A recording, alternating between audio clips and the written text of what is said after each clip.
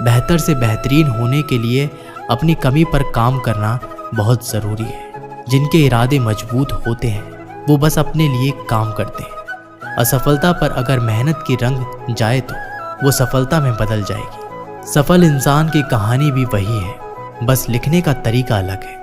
किस्मत और मेहनत में सिर्फ इतना फ़र्क है कि किस्मत एक दिन थम जाती है और मेहनत थमने का नाम नहीं लेती। मुकाबला बराबरी का हो तो जंग में हथियार नहीं गिनते, शिकार तो कायर करते हैं, बहादुर जंग लड़ते हैं।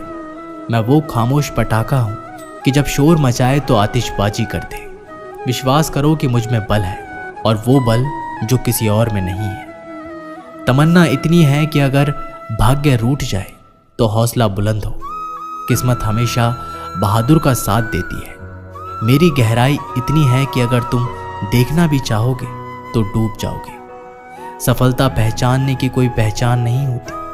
सफलता तो मेहनत और जुनून की दीवानी होती है। एक दिन की बात है, एक साधु गांव के बाहर वन में स्थित अपनी कुटिया की ओर जा रहा था। रास्ते में बाजार पड़ा। बाजार से गुजरते हुए साधु की दृष्टि एक दुकान में रखी ढेर सारी टोकरियों पर पड़ी।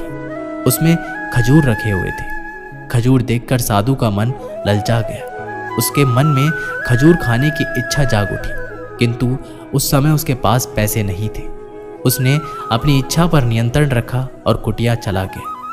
कुटिया पहुंचने के बाद भी खजूर का विचार साधु के मन से नहीं निकल पाया। वह उसी के बारे में ही सोचता रहा। रात में वह ठीक से सो भी नहीं पाया। अगली सुबह जब वह जागा तो खजूर खाने की अपनी इच्छा की पूर्ति के लिए पैसे की व्यवस्था करने के बारे में सोचने लगा। वह सोचने लगा कि सूखी लकड़ियां बेचकर खजूर खरीदने लायक पैसों की व्यवस्था अवश्य हो जाएगी। ये सोचकर वह जंगल में गया और सूखी लकड़ियां इकट्ठा करने लगा। काफ़ी लकड़ियां एकत्रित करने के बाद उसने उसका गुट्ठा बनाया और उसे अपने कंधे पर लाद कर बाजार की ओर चल पड़ा। लकड़ियां का गट्ठर भारी था, जिसे उठाकर बाजार तक की दूरी तय करना आसान नहीं था, किंतु साधु चलता गया। थोड़ी देर के बाद कंधे में दर्द होने लगा, इसलिए विश्राम करने के लिए वह एक स्थान पर रुक गया।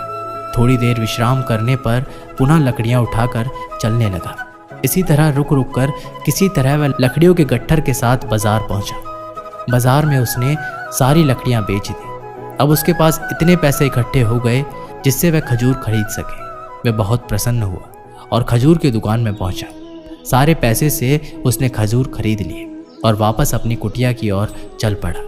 कुटिया की ओर जाते जाते उसके मन में विचार आया कि आज मुझे खजूर खाने की